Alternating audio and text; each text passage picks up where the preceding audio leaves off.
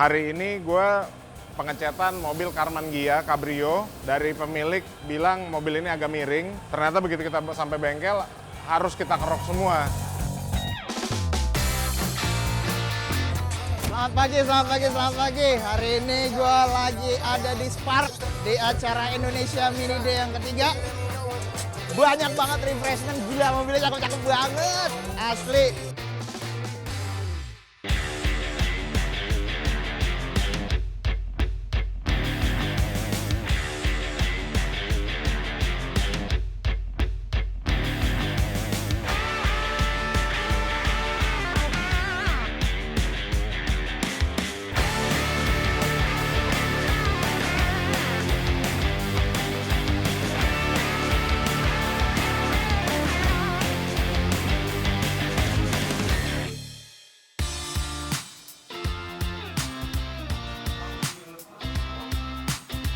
Lagi-lagi gue kan sebenarnya nggak biasa ngerjain VW ataupun mobil non muscle car. Kali ini gue dimintain tolong sama Shine and Care atau Mas Anas itu untuk mengecat mobil VW Karmann Ghia.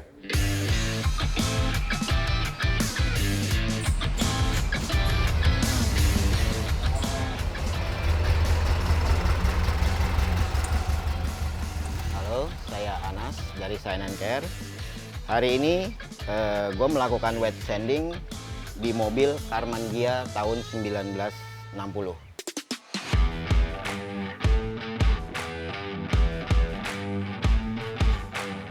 Untuk proses wet sandingnya itu sendiri memakan waktu 7-8 hari. Bagian yang sudah di sanding dengan bagian yang belum di sanding itu bisa dilihat dari sini perbedaannya. Ini terlihat sekali yang namanya orange peel atau kulit jeruk. Dan ini yang harus kita amplas atau kita sanding untuk menghasilkan mirror finish atau permukaan yang lebih halus. Lo nanti interior rencana warna apa, Mas? Untuk interior itu merah marun. Kemungkinan akan disamakan dengan soft topnya. Oh, soft top, jadi merah marun. Merah marun. Lampu lo ganti semua juga kan? Lampu diganti baru, Mika, pernak-pernik segala macam, semua lampu belakang, lampu depan, itu semua ganti baru. Belanja yang punya. Hebat juga lo. Dapat customer yang berani pol ngebangun. Proses Karmann Ghia udah selesai tahap pengecetan. Sekarang gue bawa ke tempatnya Mas Anas untuk proses sanding. Biasanya tuh proses sanding ini malah bisa lebih lama daripada proses pendempulan atau proses cat.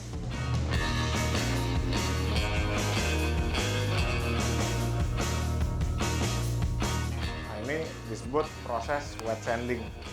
Jadi wet sanding itu dia dikasih air hanya untuk satu, memudahkan si amplasnya tidak ngegulung atau tidak gigit. Yang kedua, surface-nya jadi agak licin sedikit supaya memang keambilnya tipis-tipis, nggak langsung cepat cutting-nya. Nggak terlalu abrasif. Nggak terlalu abrasif. Jadi kita bisa lihat dulu nih prosesnya apakah sudah dapat atau belum.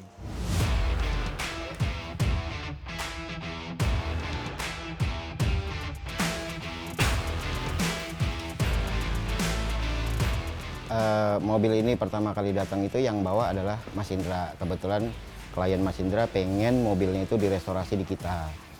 Karena kita punya kerjasama dengan Mas Iman, aku mengarahkan untuk direstorasi di tempatnya Mas Iman di Gerhard Monkey Garage. Sebenarnya permintaannya bukan ngecat, mintanya restorasi total, tapi gue menolak. Gue cuma bilang, gue berani benerin bodinya, metalworks-nya gue kerjain, tapi untuk keseluruhan gue nggak berani. Ya, kalau untuk pengerjaan di Gerhard Monkey-nya sendiri, kita hanya merestor body, gitu, mulai dari pengerokan, pengelasan, sampai setting body. Kebetulan kondisi mobil ini banyak sekali body-body yang atau part yang masih salah, dan itu yang kita setting ulang, kita setting kembali untuk menjadi sebuah karya seni yang maksimal. Kira-kira prosesnya tinggal berapa lama lagi? Sebetulnya kalau hari ini tadi full ya, setelah hari kira-kira mungkin besok lah. Besok jam berapa kira-kira? Besok saya pagi dah. Kalau untuk interior itu kita semua kita ganti baru, karena kebetulan datang ke sini pun juga interiornya tidak terpasang, terus konsep mobilnya juga dari klien Mas Indra juga pengen berwarnanya merah marun. Akhirnya mulai dari joknya, door trimnya, itu semua kita ganti karpet, sampai ke soft topnya pun juga kita ganti menyesuaikan interior dalam yang berwarna merah marun. Jadi soft topnya ini kita pasangin warnanya merah marun. Mesin dari 1200 jadi naik cc, terus juga mobil dibikin ceper, dipendekin. Pokoknya stance-nya jadi keren gitu. Nah di situ yang membuat gue jadi pengen main VW.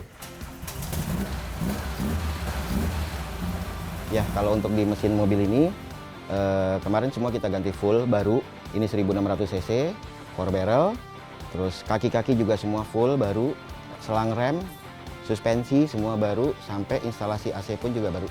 Untuk keseluruhan mobil ini kemungkinan 10% lagi selesai.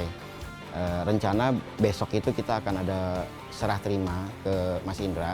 Tinggal memasang soft topnya dengan dan tes jalan. Nah, Waduh, mentok AC.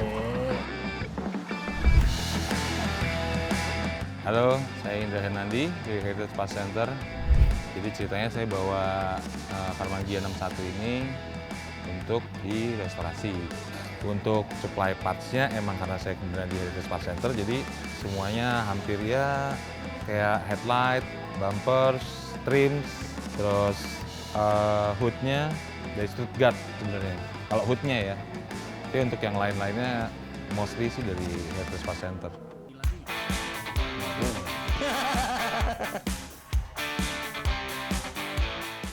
Mobil udah mau kelar nih. Kita coba tes jalan dulu ya. Tapi masih ada beberapa lah ya yang...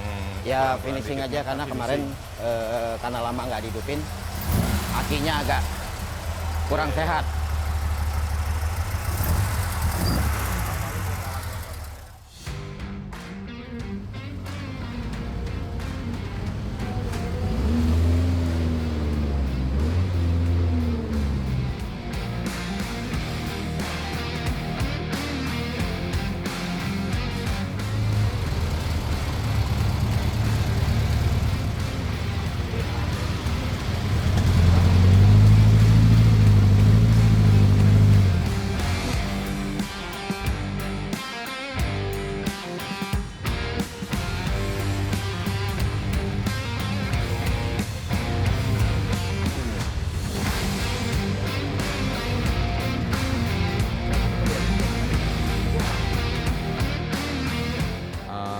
Enak sih sebenarnya, udah enak kok. Engine-nya kan harusnya kan kalau bawaannya kan 30 horsepower sebenarnya. Cuman ini karena berhubung ownernya dia pengennya pakai AC, jadi ya idealnya ya harus di-upgrade engine-nya. Nah, untuk upgrade engine, misalkan engine-nya di-upgrade ke 1900 atau ke 2000, untuk di badan yang segini sih udah enak banget gitu loh, udah ya bisa dibilang overspec lah. Aki kali ya, paling yang harus ganti gitu aja sih. Habis itu udah deh, tinggal kasih ke customer.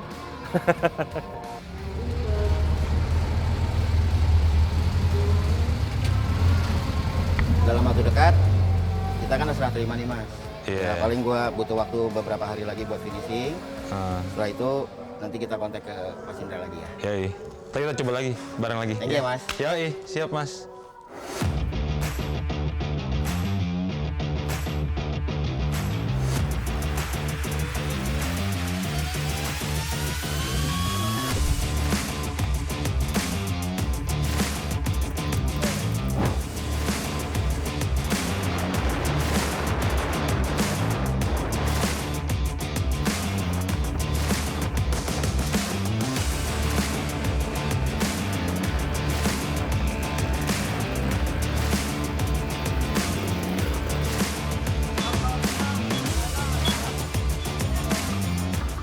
Halo, hari ini akhirnya sebuah acara akbar akhirnya terlaksana.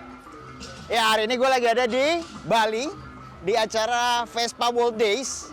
Ada yang spesial di acara Vespa World Days 2022 ini karena ini adalah untuk pertama kalinya acara Vespa World Days keluar dari benua Eropa dan Bali, Indonesia yang dapat kesempatan perdana itu, berharga itulah, gila.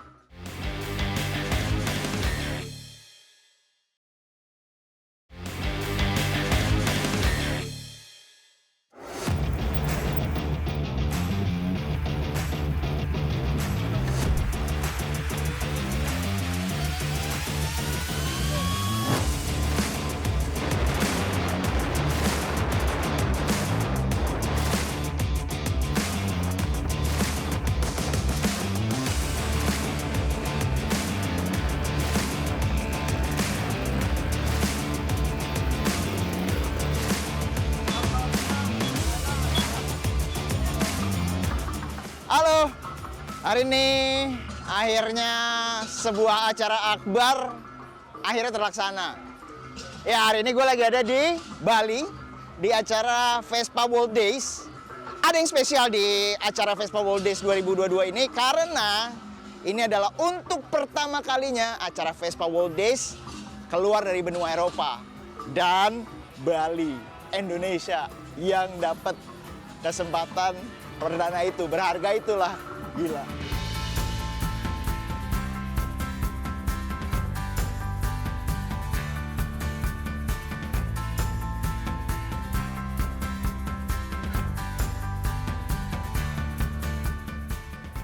Nah, gua sekarang sudah sama Martin yang adalah mantan Vespa World Club yang berkat beliau nih akhirnya Indonesia jadi tuan rumah. So, Martin, how are you? Fine, thank you very much. I'm very excited. Tell to our audience about Vespa World Club activity. As a channel, you know, we are local based at clubs. This is our culture. And every nation has a roof federation, an umbrella federation, a national federation. And all these national federations are, let me say, combined in the Vespa World Club. The Vespa World Club has approximately now 55 nations. 55 nations? Okay. And a few years ago, there was no national club in Indonesia. And Franata, you know, appeared on our Vespa World Days, and it likes. And he did, let me say, a local club with a name Vespa Club Indonesia. And the year after 50 or so, he approached and said, "Can we do the Vespa World Days?" Back then you were the... At this time I was president. You were the president? As I was president up to end of last year. And as he approached, I say yes, of course, it's a great idea because meanwhile I check a little bit, you know, internet is easy. And so there are so many clubs, there are so many Vespas. It's so, how I say, fruitful, it's so colorful. Hello, Indonesia! Wow. Thank you very much for this conversation. Hope to see you again in continental event or another world. Yes, we will see. Thank you.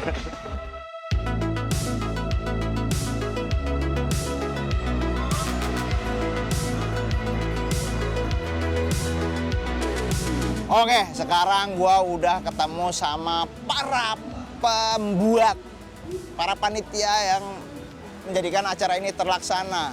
Ada Om Ben, ada Dokter Bambang. Gua ke Om Ben dulu nih ya. Oh, siap. Om Ben, ceritain dong. Ini alhamdulillah bisa terjadi nih. Bagaimana ceritanya Om Ben? Acara ini kita dapat mandat itu di tahun 2019 ya. Oke. Kita 2019 benar ya? 2019 menghadiri Vespa World Day di Zanka di Hungari. Tapi itu satu proses yang panjang. Di saat itu alhamdulillah ternyata acara kita itu masih nyantol di Kementerian Pariwisata. Jadi kalau kita ngomong Vespa World Day itu di 2022 itu sebenarnya acara udah mulai tanggal 5. Oh, malah tanggal 5 toh? 5 di Surabaya itu adalah rangkaian acara ini. Oh, oke. Jadi satu kepanitiaan dalam rangkaian acara ini. Jadi tanggal 5, tanggal 6 itu kita adakan musyawarah klub Vespa Indonesia. Oh, oke. Kenapa harus ada musyawarah klub Vespa Indonesia? Yang pertama itu bahwa di sini Vespa Club Indonesia ini secara ibaratnya secara organisasi itu kan masih butuh fondasi yang kuat. Iya, oke. Itu legitimasi dari seluruh masyarakat Vespa di Indonesia. Oke. Nah, proses-proses legitimasi itu harus melalui suatu proses dong. Nggak mungkin dong kita ngaku kita Indonesia nih, gitu kan nggak bisa. Iya, oke. Makanya harus ada suatu rembuk nasional yang dalam hal ini musyawarah klub Vespa Indonesia tanggal 5 dan tanggal 6 di Surabaya. Yang dokter itu. Ya, jadi ada klub dari Aceh sampai dari Papua itu hadir semua di Surabaya sekitar 300 orang. Wow.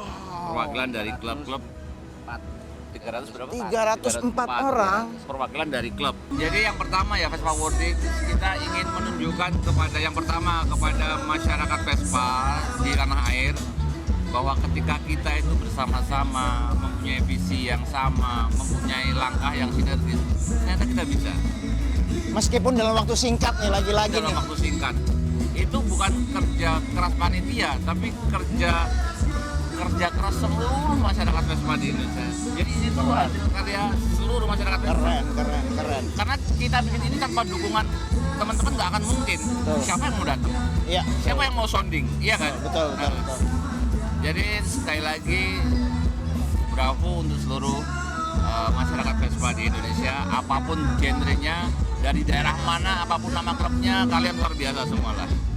Mungkin mohon koreksi kalau salah dok. Mungkin inilah bukti nyata dari slogan yang ada di Indonesia, satu Vespa sejuta saudara. Iya. Which is berkat kerjasama para pehobi Vespa, acara akbar ini akhirnya terlaksana gitu dok ya. Nah, ada satu hal yang istimewa dalam acara Vespa World Day, yaitu Vespa Museum. Oke, isinya adalah Vespa dari tahun 48 sampai tahun 2002. gila Jack. Oke. Ternyata kita semua punya. Itu Vespa di Indonesia. Indonesia. Oke, kebetulan tadi udah sempat ngomongin soal Vespa Museum. Nanti kita mampir ke situ nanti. Oke. Kita mesti cek deh. Iya, harus cek ke sana. Dok, makasih banyak buat ngobrol-ngobrolnya dok. Oke, Sehat-sehat thank you. selalu. Ditunggu ajakan ridingnya tapi yang pelan-pelan aja dok. Oh iya. Besok kita ikut. Oke. Dah. Dah.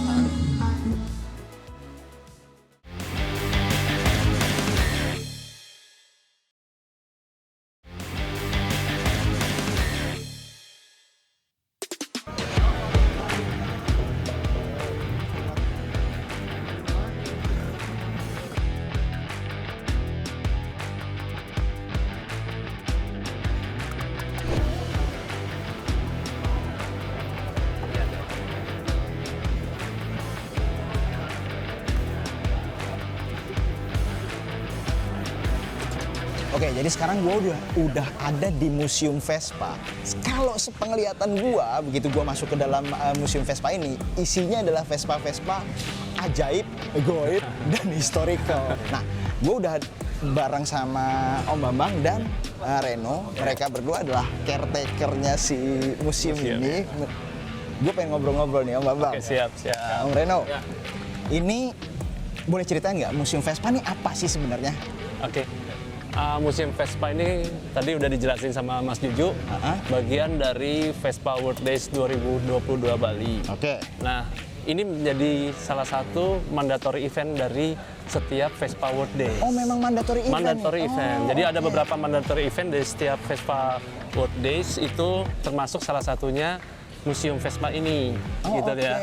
Tadi ada gala dinner, presiden meeting dan sebagainya. Ini menjadi salah satu mandatory, jadi wajib kita siapkan ini untuk di acara yang di Bali ini gitu. Oh oke. Ya. Nah, spesial di Museum Vespa ini kita tampilkan Vespa-Vespa di mana koleksi dari beberapa teman di sini. Kemudian kita coba kumpulkan, kurasi, kita ajak coba untuk bisa mensupport acara ini. Alhamdulillah teman-teman ini supportnya luar biasa sekali dan ini menjadi surprise dan appreciate buat mereka. Asli. Bang, thank you banget. Sama-sama. Ngobrolnya. Reno, thank you banget buat ngobrolnya. Titip Vespa saya ya. Oh iya, ada Vespanya di sana. Sombong saya. Jaga pintu belakang. Jaga pintu belakang. Boleh senyum ya, ganti gaya, dada-dada boleh, bagus.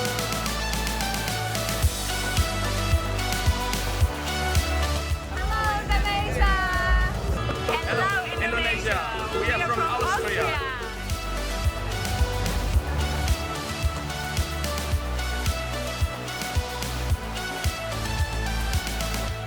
Nah, sekarang mari kita jalan-jalan, ngeliat nih jajanan-jajanan yang dijajakan. Mudah-mudahan gua nggak tergoda. Amin. Ini banyak lokal-lokal nih di sini nih. Apa namanya, produksi lokal, yang keren-keren sih.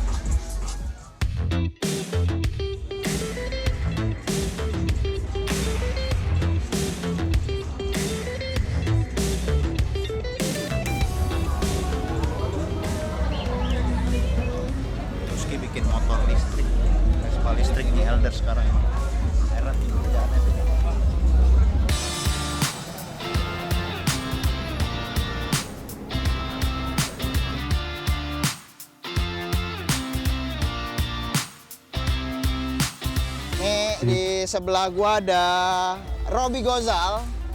Halo. Beliau adalah Digital and Community Manager. Yes. Dari PT Piaggio Indonesia. Kita lagi berjemur nih di Bali. Kan dari 1010 unit Vespa yang dari 1010 unit Vespa Sprint ya di Indonesia 10 Anniversary Limited Edition. Kenapa Vespa gue alhamdulillah akhirnya dipilih untuk di showcase di museum. Kebetulan kita udah ngobrol sama panitia karena akan ada museum. Kita akhirnya memutuskan juga ingin menunjukkan perjalanan Piaggio Indonesia di museum tersebut. I see. Makanya kita hanya memang memilih 3 unit saja yang kita tampilkan. Tapi yang lainnya memang lebih ke sejarah Vespa di Indonesia secara keseluruhan. Jadi ceritanya cukup lengkap lah, walaupun hanya digambarkan oleh 3 unit, diwakili oleh 3 unit, tapi lumayan menggambarkan perjalanan kita selama ada di Indonesia. I see, I see.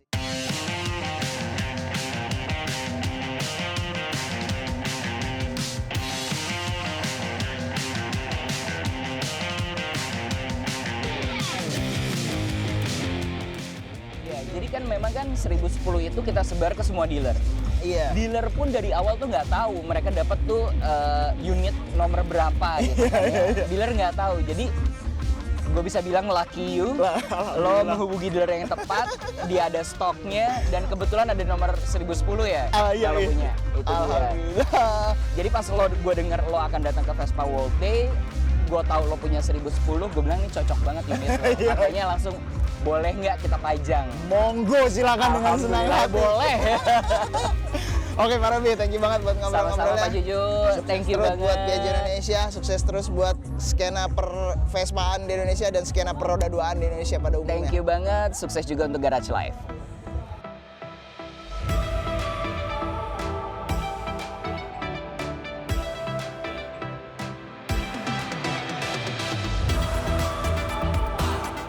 Oke, akhirnya selesai juga acara Vespa World Day 2022.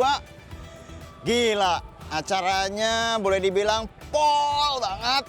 Semuanya, mudah-mudahan semuanya happy. Karena kalau gue sendiri sih happy banget. Thank you banget buat panitia yang udah akhirnya bisa menyelenggarakan acara segede ini. Thank you banget juga buat seluruh teman-teman pecinta Vespa dari seluruh Indonesia, bahkan dari dunia yang udah mampir ke Bali dan meramaikan acara ini. Dan last but not least, thank you banget semua pihak yang udah mendukung acara ini. Sampai ketemu lagi di acara-acara berikutnya ya. Mudah-mudahan kita bisa have fun lagi sambil Vespaan. Dadah!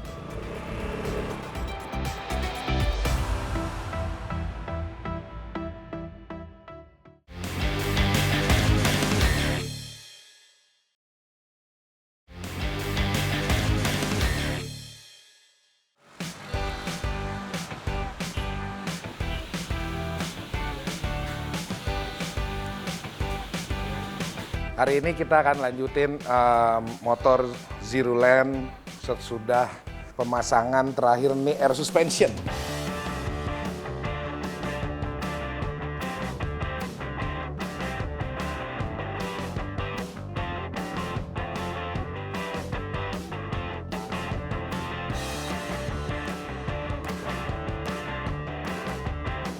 Setelah air suspension nempel dan kita karena ada tahap pengelasan di sini gitu ya. Sayangnya gue nggak bisa lanjutin kabel-kabel karena gue harus bongkar lagi semuanya ini untuk dicat rangkanya. Terus gue juga harus pikirin motif karena ini sebenarnya udah dicat mengkilat bagus warna ini. Tapi ada kurang cocok di warna motif grafisnya. Jadi hari ini gue akan coba gambar-gambar motif apa ya.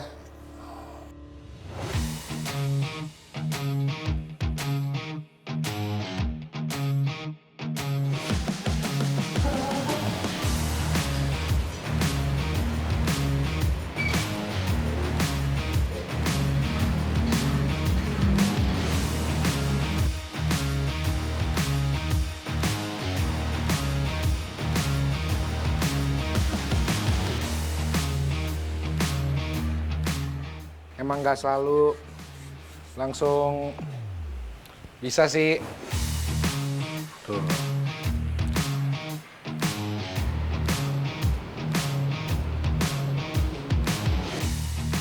Soalnya yang namanya flame gitu grafis apalagi di tangki ya. Yang bikin motornya juga kayak walaupun lagi di parkirnya udah kenceng nih motor nih gitu. Sukanya sih yang begitu.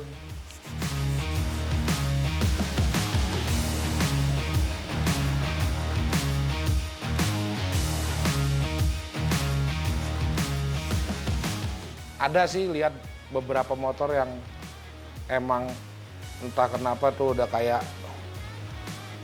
ada nyawanya gitu. Keren banget.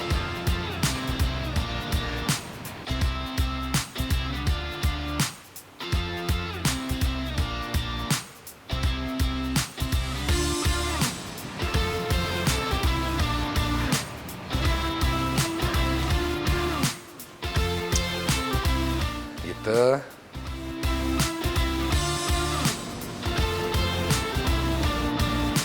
Kalau lagi duduk, itu yang kita lihat kan, motifnya.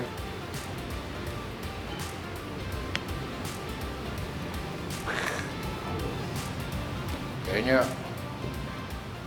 panas gitu.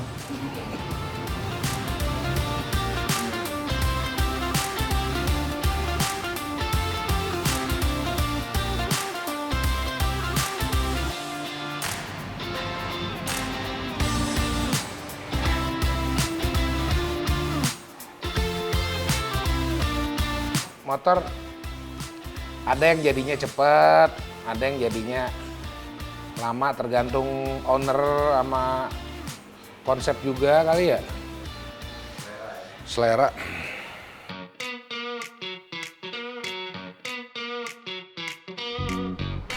Ini gara-gara Juju dulu ngeliatin Mini di rumah, bini gue jadi pengen.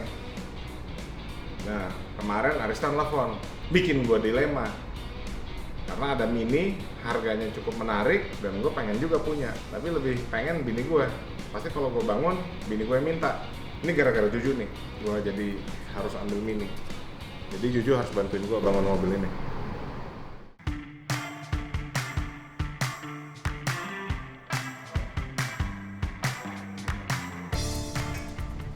Assalamualaikum. Ada apa nih nelpon mini-minian nih? Jadi gue ditelepon sama Iman. Dia tiba-tiba ngode mau bangun Mini. Ada apaan lagi nih Iman mau bangun Mini? Oke siap, bantuin gue dong Ju. Jadi gue lagi di tendian nih. Oke gue ke tendian. Katanya sih buat istrinya, katanya. Palingan tuh ujungnya dia juga yang bentar percaya sama gue. Gini Mas Yu, gue kan jujur aja, ini kan gue mau bangun Mini ini kan gara-gara ngeliat lo kan. Bini gue juga gara-gara ngeliat Mini lu tuh kan bikin. Lo gak mau keribuin sekalian. Gue sih willing untuk bantuin dia. Terutama sama rencananya kan mau dibangun di Arista. Tuh. Mudah-mudahan Arista masih ingat sama gue. Halo, gue Resta Muhammad. Kali ini dapat tugas bangun mobil Mini lagi. Kali ini Mini lagi bukan motor. Punya Mas Iman.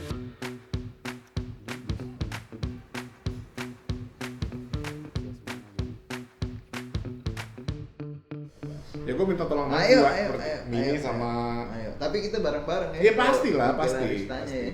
Sombong sekarang si Arista sama gue. Wih, udah top dia. Buset.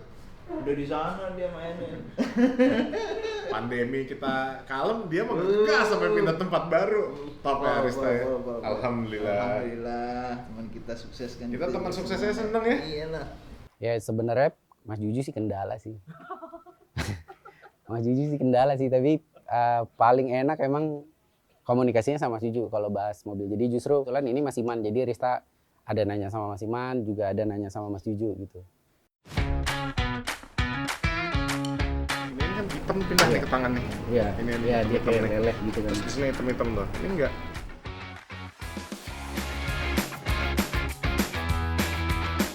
Jadi konsepnya si Iman sih oke tuh. gue suka bahwa dia mau di backdate. Jadi di backdate itu adalah misalnya mobilnya tahun muda dituain gitu. Nah kebetulan konsep Iman ini nge-backdate-nya adalah ke MK3, which is mirip sama mobil gue. Sempet katanya tadi diceritain dia ditawarin di backdate ke MK1, cuma Iman bilang ketuaan, gue setuju. Pokoknya gue backdate jadi MK3 persis kayak punya lo. Jadi gue kan dia bilang jadiin MK1. Nggak mau, gue malah diketawain orang terlalu jauh mundurnya. Gue bilang gitu, kalau kayak MK3 kan bodi luar sama, beda kaca-kaca lah. Lo kan belanjain kaca waktu di Malaysia kan. Gue nggak mau. Nggak terlalu ini signifikan ya. Terlalu signifikan juga itu.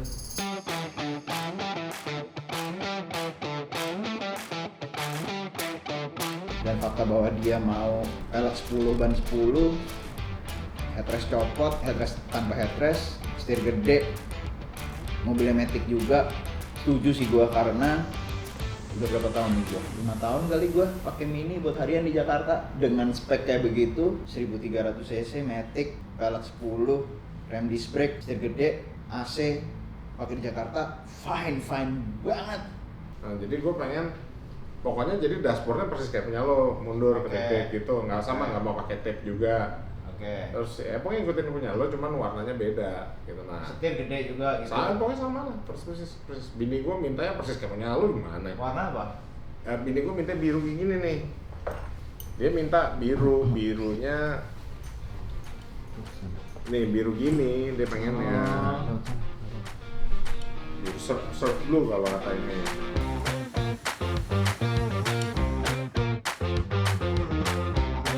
Ini lebih kepada pesen aja ke sesama temen gitu. Iman kan baru mau mulai.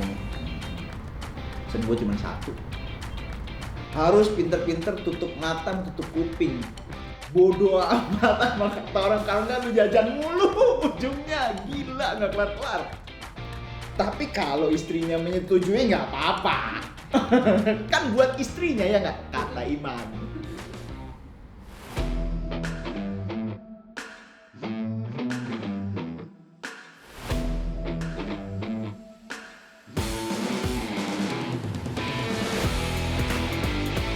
Hari ini akhirnya gue sampai juga ke tempatnya Mas Rista untuk melihat kondisi bahan yang ditawarkan sama Mas Rista.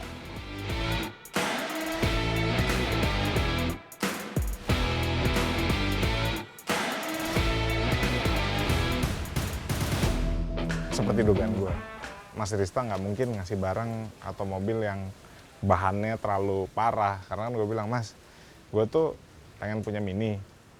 Tahunnya gue nggak tahu, lu cariin aja karena gue nggak ngerti Mini. Yang penting gue pengen punya Mini kayak Mas Juju, MK3 gitu. Terus cariin lah sama Mas Rista, kemarin begitu dapat dikabarin, gue bilang, Mas, nih orangnya lagi BU, harganya sih cukup menarik gitu. Ya udah, gue cepet oke deh, ambil gitu.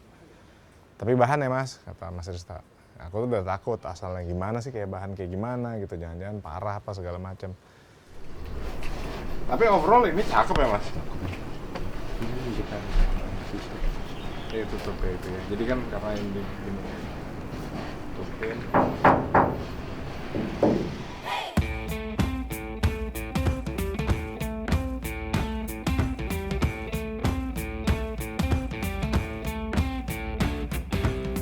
Gue overall sebagai bengkel mobil yang mengerti juga sedikit mengenai lekukan bodi mobil.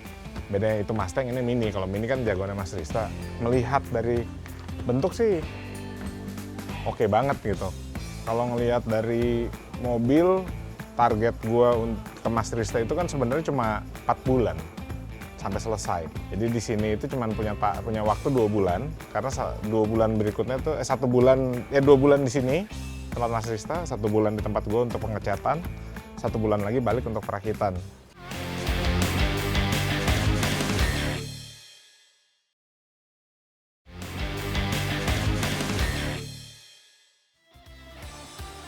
Ini ya namanya custom ya, benar-benar di custom sesuai maunya kliennya juga. Maksudnya ya diskusi juga sama gua gitu loh. Gua gunanya mentranslate gitu loh yang dia pengen.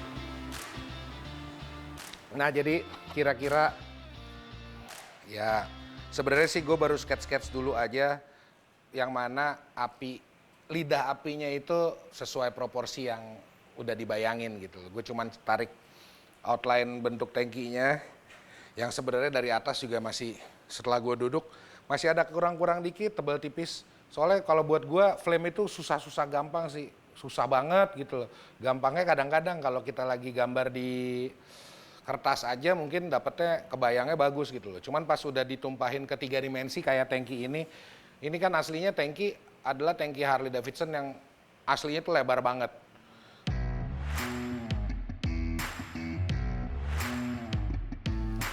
Motif yang dipengenin sama klien, ownernya adalah flame, tapi flame-nya juga nggak mau yang terlalu ekstra gitu loh. Jadi gue coba dulu cuman bikin begini untuk gue liatin ke klien. Kali aja beliau suka, baru gue kirim ke bengkel cat lagi nih. Untuk dibikin catnya yang rapih sesuai pengen awalnya. Biru tua, kayak gini nih warnanya nih, spakbornya udah jadi sebenarnya. Warnanya biru gini, nanti kita pastiin lagi. Cuman balik lagi kalau warna paling susah ya, cocok-cocokan sama motornya, sama mesinnya juga dan lain-lain gitu. Mudah-mudahan kita ketemu kata mufakat untuk motif tangkinya kali ini.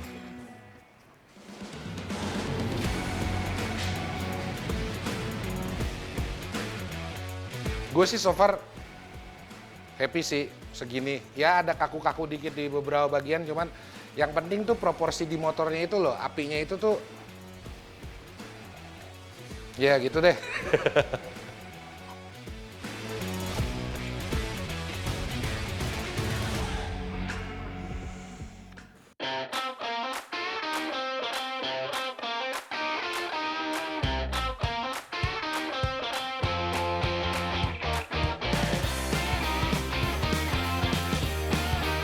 Project kali ini Mini yang sebenarnya restorasinya Arista dan timnya harusnya. Cuman karena permintaannya adalah cepat, jadi semua kalau bahasanya adalah expedite build atau dibikin dengan waktu yang sangat singkat.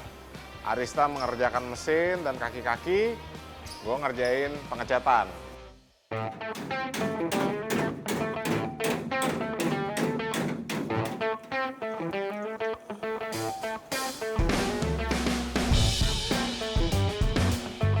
Proses minggu ketiga mobil Mini ini sudah selesai dari tempatnya Mas Rista untuk fitting body, benerin pengelasan dan segala macam seperti yang kita lihat di sini. Sekarang masuk ke tempat gua untuk proses dempul dan preparation untuk naik cat.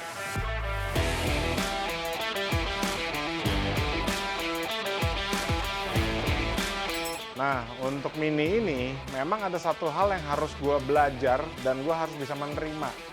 Karena biasanya kalau gue bangun Mustang itu simetris, garis, gap, semua nut itu harus sesuai dengan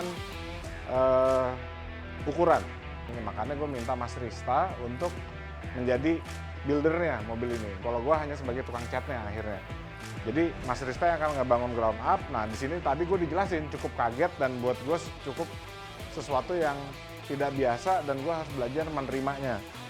Jadi gap-gap ini nanti gua kerok semua? Iya, jadi yang ini terutama yang bagian dalam nih Mas. Jadi dia kalau yang di sini silennya kebalik nih, dia dari bawah nyelennya. Oh, nyelennya dari kolong. Dia nyelennya dari bawah. Kalau atasnya yang penting dibersihin. Terus either kita pakai anti karat atau pasivator gitu, cuman buat matiin karat aja nanti di sini.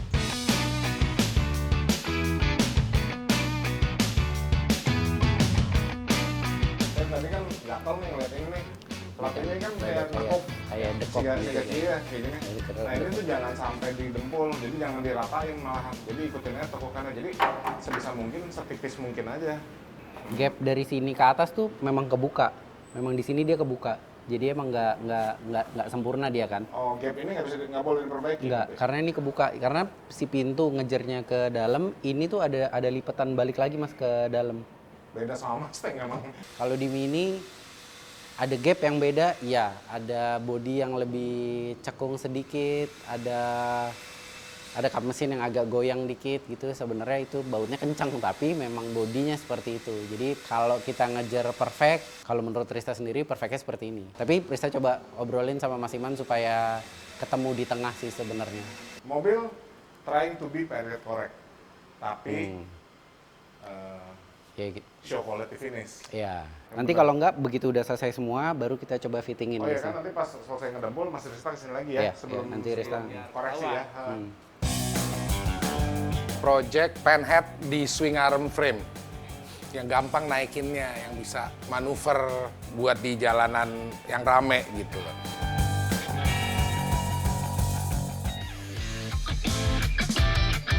Hari ini gue datang ke Tole Motorworks buat menyelesaikan Sportster gue. Ini juga tolong handle with care, ya, karena nos dan yang ngasih si Nyaki murah. Gila nih, priceless banget nih velg nih. Oke, hari ini kita hari pertama Custom Fest. Semoga dagangan kita Mono Ice laku. Bukan mobilnya, tapi bootnya.